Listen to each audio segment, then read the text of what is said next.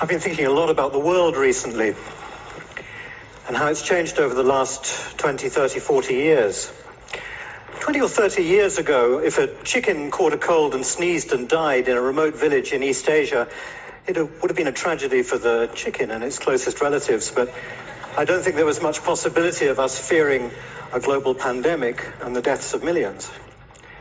20 or 30 years ago, if a bank in North America lent too much money to some people who couldn't afford to pay it back, and the bank went bust, that was bad for the lender and bad for the borrower, but we didn't imagine it would bring the global economic system to its knees for nearly a decade. This is globalization.